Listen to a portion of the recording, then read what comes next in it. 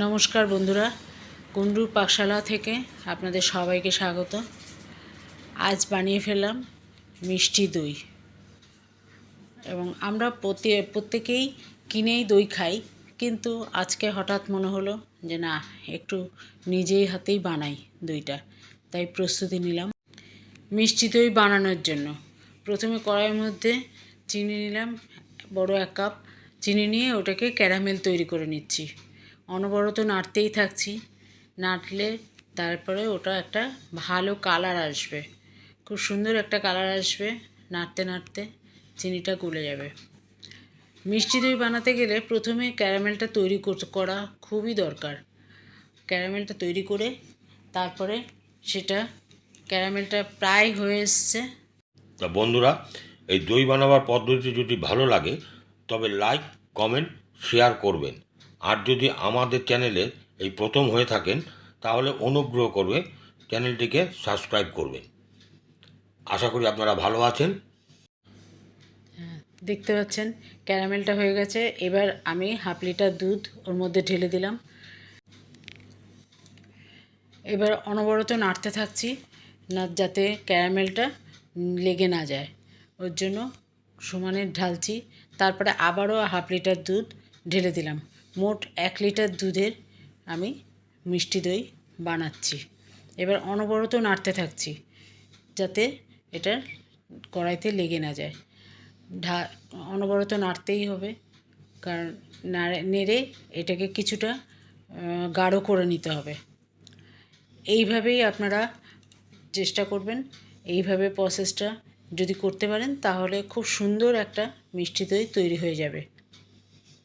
তা বন্ধুরা, আপনারা কমেন্টস করবেন। আপনাদের একটা কমেন্ট আমাদের উৎসাহিত করবেন নতুন নতুন রেসিপির ভিডিও বানাতে।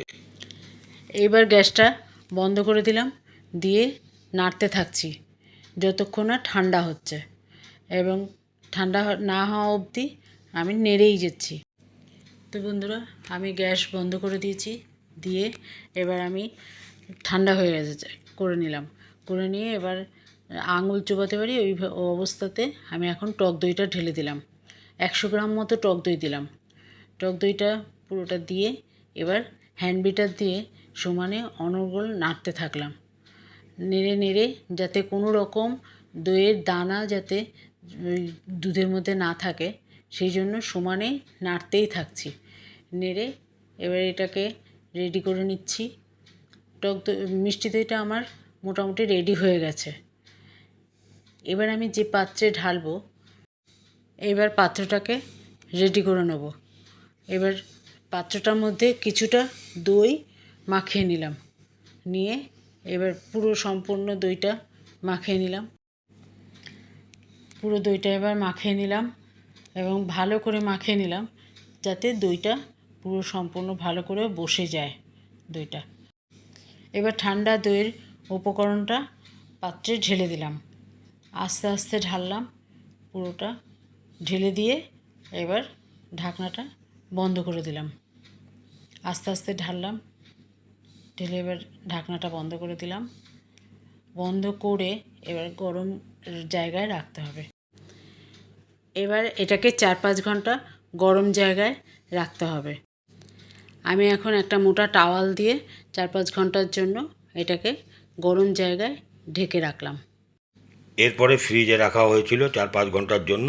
ফ্রিজ থেকে বের করে নিয়েছি। দেখুন, দইটা খুব সুন্দর হয়েছে, দেখতেই পাচ্ছেন বন্ধুরা, খুব সুন্দর হয়েছে। এবার কেটে আপনাদের দেখাবো যে মিষ্টি দইটা কতটা সুন্দর হয়েছে। দেখতে পাচ্ছেন, কেটেছি, চাক ধরেছে। এবার আমরা পরিবেশন করব খাওয়ার জন্য। তা বন্ধুরা, যদি আজকের এই ভিডিওটা ভালো লাগে তাহলে অনুগ্রহ করে লাইক, কমেন্ট, সাবস্ক্রাইব করবেন এবং আপনারাও বানিয়ে ঘরে খাবেন। আশা করি ভালো লাগবে। আর যদি আমাদের এই ভিডিওটা ভালো লাগে তাহলে অনুগ্রহ করে সাবস্ক্রাইব করবেন এবং শেয়ার করুন বন্ধুবান্ধবদের কাছে। তারাও এটা বানিয়ে খেতে পারবে, আপনাদেরও ভালো লাগবে। ভিডিওটি দেখার জন্য কুণ্ডুর পাকশালার পক্ষ থেকে সকলকে জানাই অভিনন্দন। নমস্কার।